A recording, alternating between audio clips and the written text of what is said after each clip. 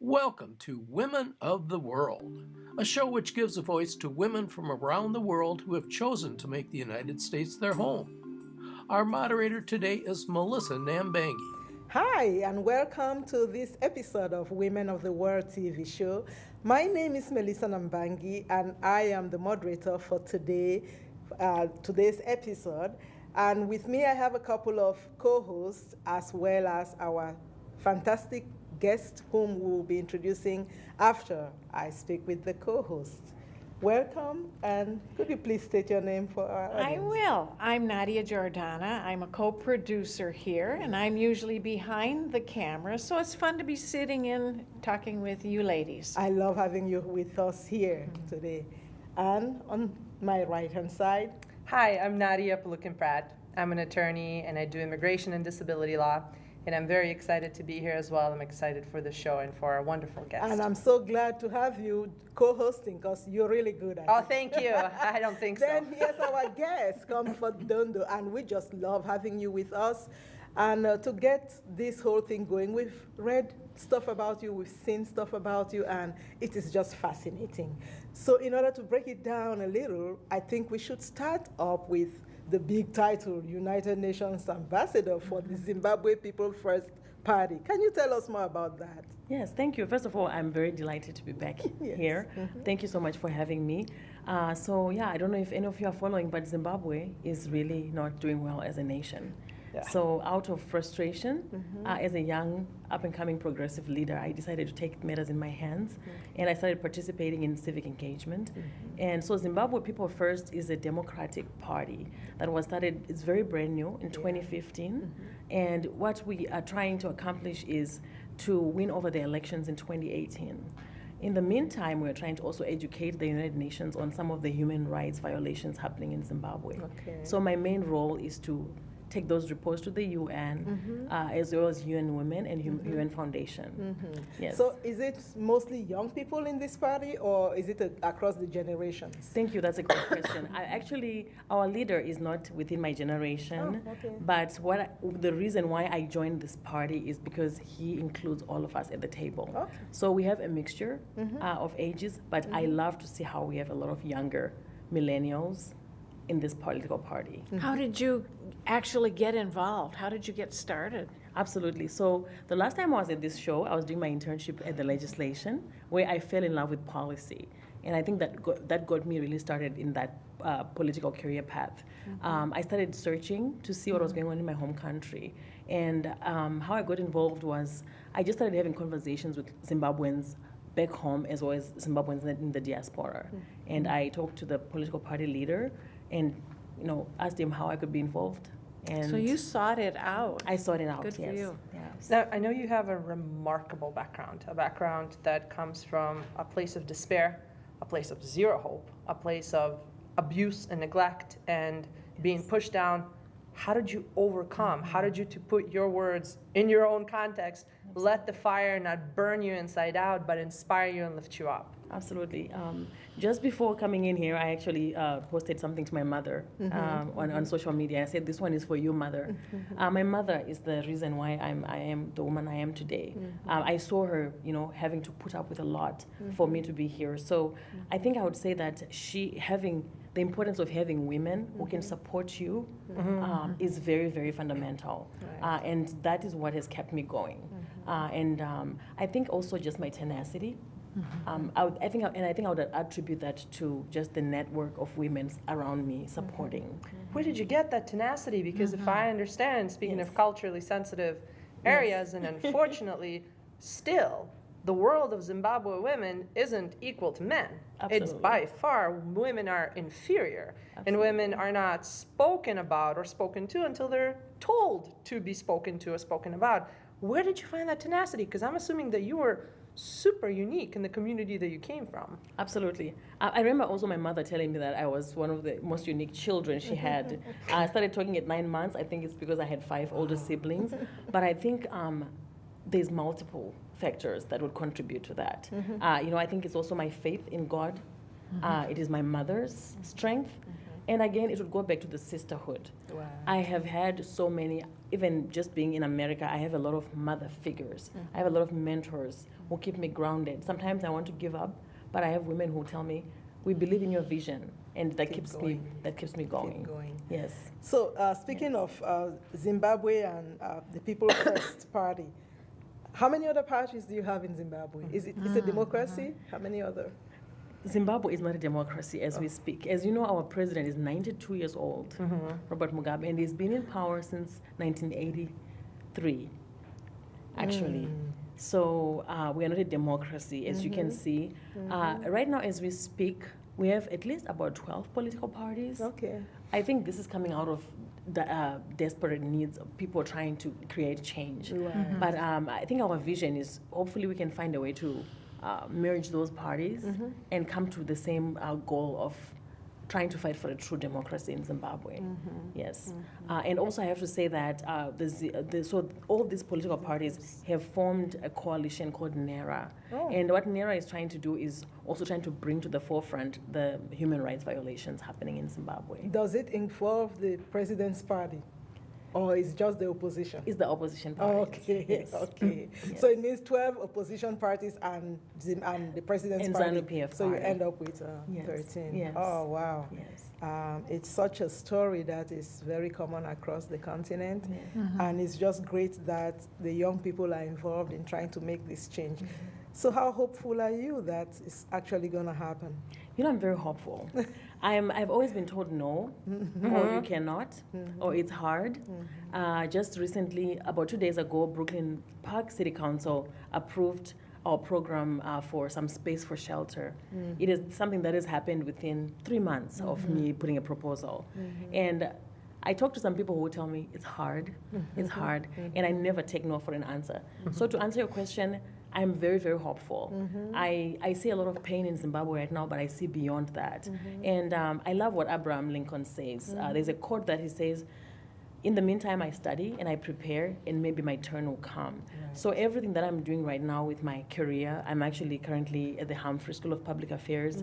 I'm studying, I'm engaging in fellowship, I'm working here on the ground, I'm working with the governor's office. Everything that I'm doing is not in isolation of the future that I look into. So I'm very, very hopeful. Okay. Yes, we are preparing. Sounds good. Preparing, yes. I wanted to ask you a question about your experience as a woman, as an immigrant coming to this country. Talk to us about what are the challenges that you faced being a woman of color, a woman with an accent. How did you take people to take you seriously? How did you advocate for yourself to give voice not only to yourself, but to the people that you represent, to the concepts that you represent? And also tell me about what are the challenges that you faced to date? Thank you. I love that question. Coming to the United States, I did not know that I was a black woman. What does that mean? I was coming from a country where we were majority. I don't know if you can relate to this, but I was coming from a country where I was majority. Blackness was never a part of my identity. Right. So when I came to the US, my being black became the forefront. So it has taken me at least 10 years to reconcile that. And when you say reconcile, I'm sorry I'm cutting you off. Yes. What does that really mean to you? It means that I have 2 full-time jobs every time I wake up. I have a job of being black and proving myself, and then I have my job. So being black in the workplace, you always have to prove yourself above and beyond. Your credibility is always questioned. Sure. So that is one of the challenges. And no matter how tenacious, no matter how resilient you are, it gets to you at some point. Oh, sure. Sure. And I think one of the most challenging things that we face as women of color in general is lack of opportunities. The playing field is not level. So I have to work extra hard. I have to put more time in. I have to prove myself 3 times over before I can be taken seriously. Do you see that in the US vis-a-vis the rest of the world? Speaking of women of the world, how are you treated when you're presenting and giving a talk or an article or a poster or any type of report to the UN versus when you're doing it here in our community in Minnesota? I've become hypersensitive to that issue that I observe, I discern. I'll give an example. This morning I had a class at the Humphrey. I can tell when a woman of color is giving an answer in class. You can tell people are not really listening to her. You can tell that they are not paying attention. I can tell when I'm in a group setup, I usually shut down. When I'm given a report at the United Nations, it's different nations there. Sure. I feel at home. The dynamic is almost like leveled. Right. And so when I'm in a mainstream space, I see those things. Sometimes I have to be very strong and march through them. Sometimes, like I said before, they get to you. Sure. So it's Sure. like I said, Balancing act. Yes, you have Balancing multiple jobs to And do. yet at the same time, a lot of what you represent and a lot of what you speak of in your organizations, and I do want you to tell us all about what they are, is the importance of culturally sensitive approach Yes. Right. to any type of problem solving. Yes. So what role do you see yourself playing in educating the mass, either here or worldwide, about culture and cultural sensitivity? Because a battered woman that comes from any area of Africa probably perceives her reality and her world very differently than a battered woman that comes from an Eastern European background, which is where I'm from, versus a battered woman that comes from Latin America. Absolutely. So talk to us about that. Thank you. One of the things that I've been feeling is that I'm a very religious person, so I will keep referring to God. Sure. And one of the callings that I think I have is to educate around culturally specific, versus the term culturally competent, which is thrown around a lot. And I personally do not like that term. Why? Culturally specific means it is a program. For example, our program, Pumulani, Minnesota Women Against Violence, we're a culturally specific program in that it is a program designed by African women, for African women. So we have women who are from those communities serving those communities. There's a dynamic there that changes when you bring an African battered woman into a white mainstream shelter to get service. Sure. There's a power dynamic there. She will not be upfront with what is going on. If you bring a Kenyan woman to a Kenyan woman, she will open up right away. Uh-huh. It is just natural. Research shows that that works. So my role right now, especially as I sit at the governor's, with the governor's team, I really hope to keep educating and be a consultant to a lot of the mainstream programs. Sure. I do not think there's a lot of ill will with some of the mainstream programs. I think education is important. Okay. And just so sharing with them what culturally specificity means versus what cultural competence is. Because I don't think you can ever be competent in anyone's culture. Of course, Yes. correct. Even in your own, right? Yes. There's so much we're still learning Still about our figuring own it out, culture yes. and our own status quo. Yep. Yeah, I have worked before in the battered women's shelters Yes. and all of that, and Yes. I know the challenges we have when we have African women as clients and all. So it's been a while since I did that. So what I want to know is where do the women come to you for service? Where do you meet them for service? Absolutely. I know that we used to have, when the women were in the shelters, we used to go to different shelters to attend to African women when they were. And I'm really excited that you are looking for this space for them, for Yes. some transitional housing, Yes. because it's really essential. But where do the women meet you, and how much, the percentage of women you see in a year? Because it's not something that we willingly admit to. You don't Yes. see Yes. all the battered African women going around, yeah, I'm battered, I need help. It's very rare to Yes. have one or two pop out. Yes, So, thank you so much for the question, Ms. Melissa. So Pumulani was founded in 2015, so it's a very brand new organization. But I've been doing this work in the community for the longest time, as far as I can remember, just from my own experiences. Currently, we are officed out of South Minneapolis, Okay. but I go to women where they are. Yeah. Usually, there's barriers with transportation. I'm also collaborating with a lot of culturally specific programs, including Native women and also the Asian United Women's Shelter. Right. So we've been sending some of our women to that shelter Okay. at this point. Okay. I collaborate with, I work with Cornerstone right now. They just went on board. I'd work with Cornerstone. Yes, yes, yeah. So they just went on board, and at this point, we are a lot of the African women experiencing violence will say they don't want to go to shelter. That's what I hear. Comfort. I would like to get out of this, but I don't want to go to a shelter. Oh, yes. Why is that? This is because when you go to a mainstream shelter, the dynamic of abuse mirrors the dynamic of what is going on in the shelter. Oh. So a woman comes in and she's given regiment of rules and she needs to attend group. And usually African women have 3 children or more and they cannot leave their children unattended. And I'm speaking from my own experience. How do you go to the bathroom leaving 3 children unattended? There's just something that is missing. Yes. I was just in Rochester at Mayo Clinic presenting at the Coalition Against Homelessness about a month ago. And I was happy to hear one of the shelters in Rochester saying we have decreased our rules from 23 rules to only 3 rules. Perfect. Women coming from abuse don't need more rules. I know, right? They need to just get in and put their heads on that bed, because most of them have been dealing with this since they were children. Right. Actually, the World Health Organization states that women who are born on the African continent, according to a 2013 report, have the highest rates of child sexual abuse. So these women, when they're coming to shelter, they're coming with layers of trauma upon trauma. So it's been over 20 years of trauma. You go into a shelter and you're given a set of rules. And do they feel unsafe in the shelter also? Absolutely, absolutely. Yes. And that is something I would say, I would say it openly. Not to bash shelters out there, but it's just the mainstream shelters just don't work for the women from where I come from. Right. It's different. Right. Yeah. And I think another thing I found when I was working in the shelter is that when we do all this or offer workshops on how to be culturally appropriate when serving African women, they send the African advocates to attend. Yes. Whereas it is the African advocates who already know. Well, so I found that very strange. But let's move on to your mother. Yeah. She is, she's so inspiring. She put up with such a hard life, which a lot of our mothers do. Yes. But what I find fascinating is that you went and moved her out of Yes. that. Yes. And how does the community look at you for that? I mean, back home. Yeah, we'd where like to she hear is. that story. Absolutely. My family has been very supportive. My Perfect. That's relationship with my nice. father has obviously been strained. Of course. I love my father very much. Yeah. That bond will never go. But I would do it over and over again. Yes. My mother has been changing lives in the community she's living in. Nice. She gardens so much that we worry about her 70-year-old gardening. She raises chickens. She's taking children to college. She's taking care of a 3-month-old AIDS orphan. We just lost a mother, HIV positive mother, I think 2 days ago. Oh.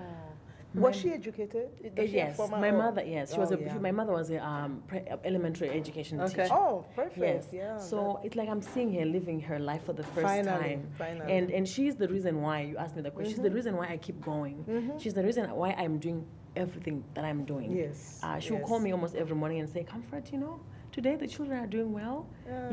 Today her oldest child that she's taking care of, an orphan, Owen, he's finishing engineering right now." Oh.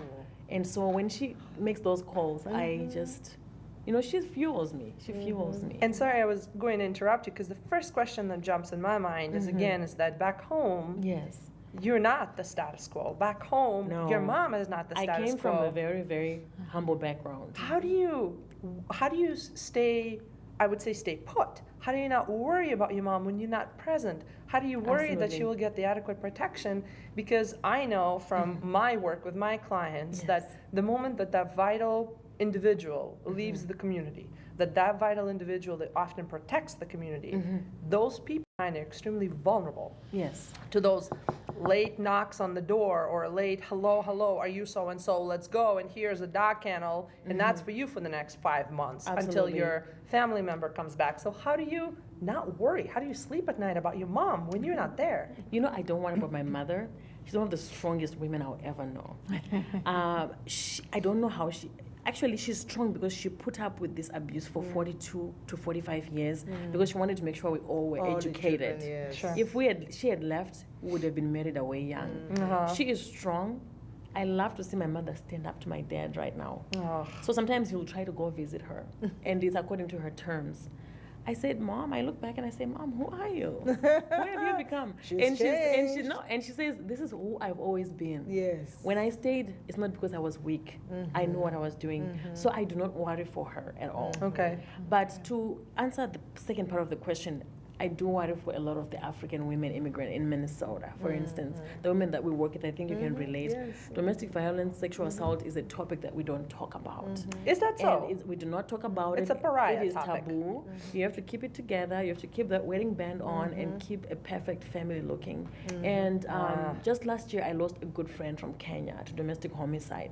We have some of the highest rates of domestic homicide in Minnesota. Yeah, I've seen. And I think one of the things I'm really working on is outreach to get women and African men to talk about domestic violence because we're having an issue and we don't talk about it. I Yes, see. yeah. And the problem is that our community don't see how they contribute to this person's problem by making it so important that you stay married, you stay in that house, you hide your problems.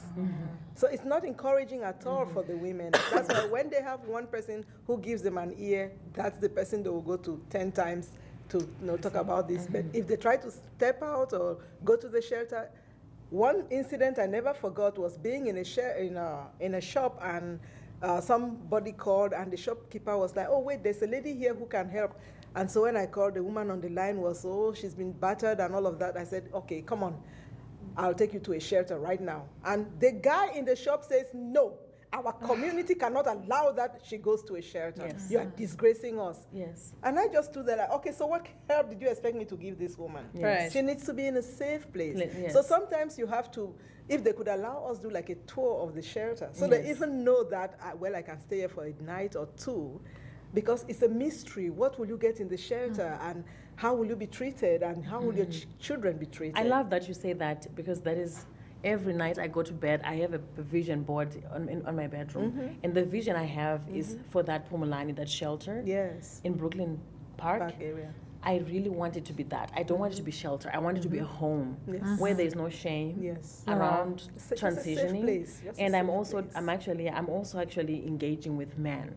I'm working with a gentleman from Kenya. He has a program called the Global Fatherhood Network. If you Mr. don't, Sam. Mr. Sam Wangi, if you do not engage men, this issue is always going to be an issue. Yes. So I'm trying to get men to the table, and I'm a very hopeful person. I think we're going to see some change in our community. So.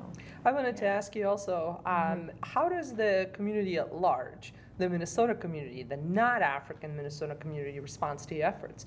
What praises or challenges do you see working with local law enforcement, which unfortunately still to date are predominantly white? Yes. Working with the shelters that you mentioned that are not culturally sensitive or culturally educated, working with other state programs that represent so many other diverse interests that don't have time to stop and focus on the African need. Thank you. I have multiple answers to that question. The Brooklyn Park police department has been very supportive. In fact, they have been to all the meetings, the planning meeting. Good. They are trying to find out ways to work together with us. So that has been a positive. As far as the mainstream, there's a mixture. There's some really true allies. To me, the true allies are the white sisters who say, "We don't get your culture. Teach us. We want to know so we can be on board."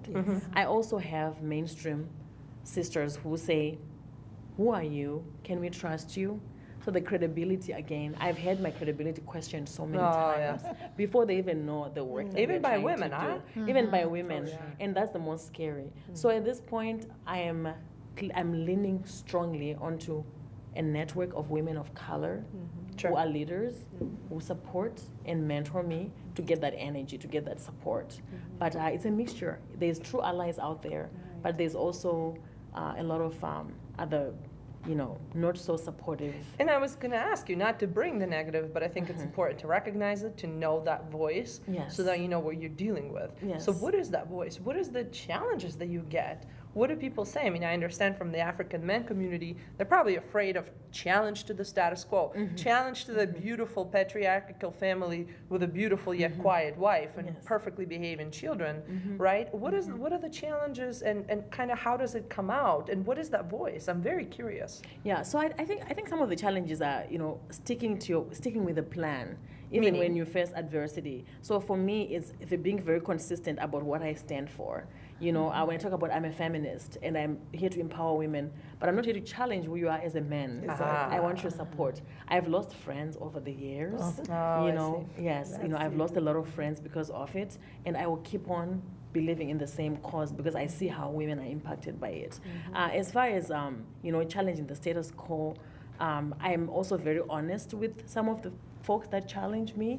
I don't feel like as a woman of color it is my job to prove myself. I do the work and I'll let the work speak for itself. That is kind of where I am right now. Because I couldn't imagine anyone would say, I don't want my community to get better. right? Or I don't understand your Yeah. community concerns, and even though you're entrenched and rooted in my community, I'm just going to ignore you. That's why I'm very curious about what the challenges are and what that voice is. Absolutely. And that's why I asked the question about what is the community at large does, but sounds like they're engaged and they're curious and they want to cooperate, even though some may not be quite ready yet, and that's why you rely on the team of allies, like you said, of women of color, people of color. Yes. But sounds like the other community at large, be it a community of immigrants or community of dominant Minnesota residents, they're still listening. They may not be as engaged, but they're listening. They're listening, and I think in the African community, you have to remember Africa is a continent with over 54 right? countries. Correct. We also have our issues within our own Correct. community. Sometimes we are our own worst enemies. I always say the hardest part for me has been to collaborate with other African women who are in the movement. The hardest part. One of the hardest parts. Oh my God. I think there's a lot of trust. And one of the things I'm really trying to work on is building that trust. Because as long as we are speaking in singular voices, we will never be taken seriously. I keep telling African sisters, we have to go to the capital as one voice. Yes. We have to go to the capital as one voice and voice this issue. Sure. But there's a lot of division. And I just think about why is that. But I realize, we have North Africa, Central Africa, East, West, Africa, South. right. Even within South, Uh-huh. we have divisions. You have to also understand that when we came out here, we were from our countries. We were not African. We Yes. were Cameroonian. We were Nigerian. We were Kenyan. Yes. It's here that we come and we have we lumps. have to answer Yes. to this African name. So we have to start learning to trust each other, and we still have that Mistrust. tendency to go back to our own and feel safer Yes. with our own people. Yes. One other thing, when we were trying very hard, you need to connect with us at MAWA. When we were trying very hard to start some domestic violence specific prevention programs for African women, one of the issues we had with people who support such programs was they don't want you to work with the abuser. Whereas in our cultures, we know that you have to deal with the abuser as well. So you have to think of how you're going to go over that, because that would cause a lot of stumbling, a lot of obstacles to Absolutely. your progress. Absolutely. Because they just don't want you to work with the abusive partner. Absolutely. Yeah. Absolutely. So it's just great having. And I wanted to ask, I'm sorry to interrupt, I wanted to ask, you are involved in so many things. Can you talk to us more about, I'm going to mispronounce the name, I want to say Fumalani, Fumalani. but it's Pumalani, Fumalani. Zim First. What are all those organizations that you're involved in? What is your role? Because it sounds like you got a lot going on. Yes. It sounds like I have a lot going on, but the dots connect. You see, when I work with Pumulani and I'm working with African immigrants here in Minnesota, I'm also having women in Zimbabwe call me because they see the work that I'm doing on social media. So I actually help women get out of abuse in London who are Zimbabweans. Oh, wow. Women in, I just got a hairdresser woman who was in Zimbabwe who just got her first job from UNICEF. We've worked together for 2 years. So in our community, we have so many issues. It may seem like it's not connected, but it is very much connected. I'm doing a fellowship right now. I'm going to start a fellowship in DC as well, which is a Human Rights Rosenthal Fellowship. And I've had one of my friends say, "You're doing a lot." I said, "No, it's not a lot. It's all very much connected. Oh, thank you It's so very much. much, Yes, yeah, thank you it's so very much. much connected." That is just wonderful. And we could go on and on, but we are running out of time. Okay. So I want to thank everybody so much. Thank you to our viewers, and thanks to our great panelists, guests and co-hosts. And we hope to see you again next month. Thank you.